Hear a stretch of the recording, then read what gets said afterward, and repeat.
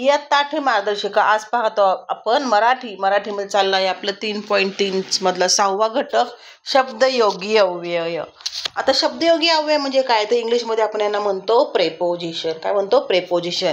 शब्दांना जोडून येणाऱ्या अविकारी शब्दांना शब्दयोगी अव्यय असे म्हणतात.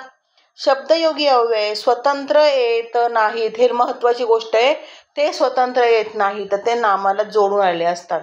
मूळची ही क्रियाविशेषणे असतात. शब्दाला जोडून आल्यास शब्दयोगी अव्यय असे होतात. पक्षी झाडावर बसला. आता वर हे काय आहे? क्रियाविशेषण अव्यय आहे. तो कोठे बसला? खाली बसला, वर बसला. पण तो झाडाला चिटकून आलेलं आहे, झाडाला जोडून आलेलं आहे, म्हणून तो काय झाला? शब्दयोगी अव्यय. तर झाडावर मध्ये झालं आपलं शब्दयोगी अव्यय. तर वरील वाक्यात झाड हे सामान्य नाम असून त्याचे सामान्य रूप झाडा असे झाले तर वर हे मूळचे क्रियाविशेषण शब्दाला जोडून आल्याने शब्दयोगी अव्यय तयार झाले. मागे, पुढे, वर, समोर, जवळ, नंतर, मध्ये, पर्यंत, समक्ष, विषयी, सारख्या, निमित्त, संगे, पोटी, पैकी, खालून, ठाई, हे सगळे कोण आहेत? शब्दयोगी अव्यय आहेत. खूप सोपा टॉपिक आहे. इंग्लिशमध्ये प्रेपोजिशन म्हणतो. इंग्लिशमध्ये कोण कोण असतो? इन,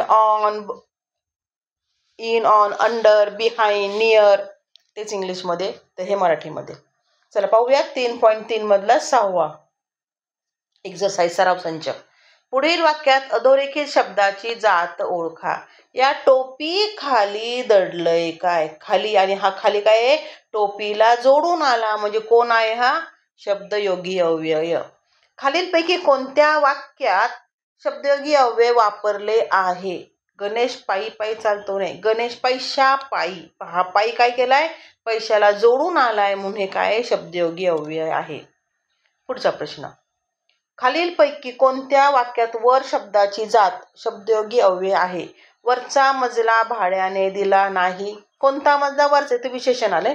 रस्त्याने जाताना वर बघ नाही, म्हणजे कसं बघायचंय? वर बघ. क्रियाविशेषण अव्यय आले. वराने वधूला वरले, इथं आलं आहे नाम आले वर म्हणजे नवरदेव.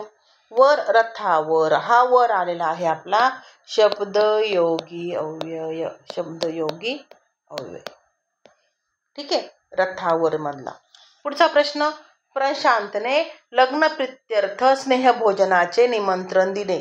या वाक्यात अधोरेखित शब्दाची जात कोणती? लग्नाला जोडून आलेला आहे, मग हे आलं शब्दयोगी अव्यय. शब्दयोगी. पुढचा प्रश्न. शब्दयोगी अव्ययाचे अचूक विधान पर्यायातून ओळखा. अचानक समोर रिक्षा आली. माझी शाळा जवळ आहे. मूर्खापुढे शहाणपण चालत नाही. पूर्वी माणसे खेड्यात राहत. आता हा पुढे जो आहे तो मूर्खाला जोडून आलेला आहे म्हणून हे आहे शब्दयोगी अव्यय. एवढाच सराव संच आहे. खूप छोटे सराव संच आहेत. पुढच्या याला आपण उभय नवी अव्यय घेऊयात.